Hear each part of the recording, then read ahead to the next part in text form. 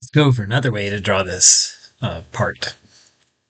First time we drew it just using the tracking, which I didn't mention this before, but it's just by turning on this tracking icon down here at the bottom or hitting F10, that'll toggle it on and off. And that allows you to track at these various angles. I like to track at 15-degree increments, so you can go 30, 45, 60-degree angles in 15 increments. But all this drawing would need would be 90-degree increments, like up, down, left, right. Anyway, I'm going to leave it at 15 because 90, 180, 270, those are all multiples of 15 also. Anyway, we're not going to need it this time because we want to use the grid. Okay. Right now, here's a grid, and I don't know what the settings are for it, so I'm going to go to the grid settings here. Notice this other grid, those are your snap settings for the grid.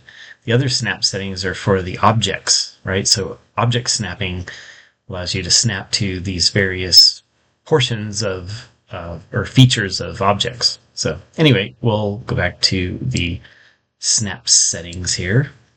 Right now, the snap I'll go ahead and turn on, that's F9, and turn the grid on, F7. So those can be toggled on and off in the middle of a drawing even.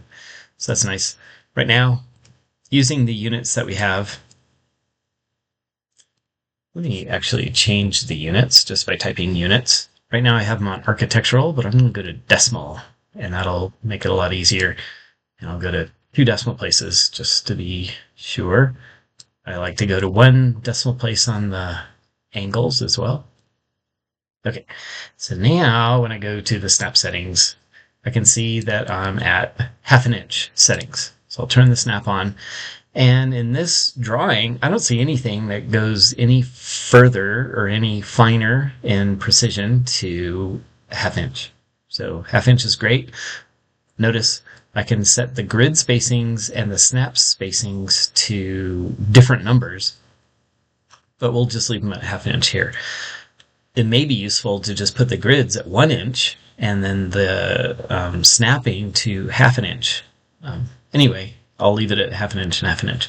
So these are 1/2 inch grids. Now zooming in, you can see you can zoom into that 1/2 inch, but notice what happens when you zoom out too far. It redraws the grid, and so if you're zoomed out too far, and I draw a line, let's say I draw a line, and I try to draw a line from grid to grid here. Notice this line is like 30 units long, and I've snapped to this snap point, but this snap point zoomed in, so this line is way longer than it should be, even though the grids look like it's only just a few grids wide. So careful about that.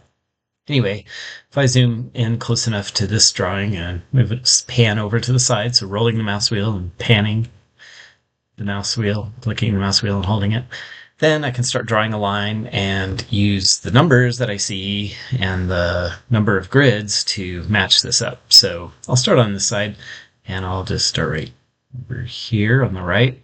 2.5, so that's 5 1/2 inches. So 1, 2, and I can also see the dynamic input telling me how far a line is, so that'll help also. And I know that one's 3, so I'll just go 3 units, then up 1/2 unit, then over 2.5, and then up, what was it, 2.5 again,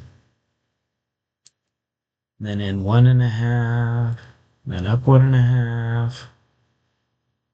Yeah, that's the difference between 3 and 4.5 is 1.5, so a little bit of math there, and then 2, and then this way I can just line it up. And since I didn't stop a line or anything because I didn't have to go between tabs, I'm going to hit C for close. That's one of the options, and U for undo. So if I didn't quite get that right, maybe I clicked, oops, here, I can hit U, enter, and that steps me back 1.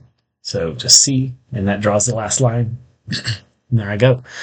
A lot faster, perhaps, than before, but then we were talking a lot about other things too. So add your name, right? So we can, doesn't matter where you snap there, and I have a different text going on here too. So there's my name. There we go. we'll go through the same printing steps that we did in the first video. So that's it for this drawing. We've done it twice now.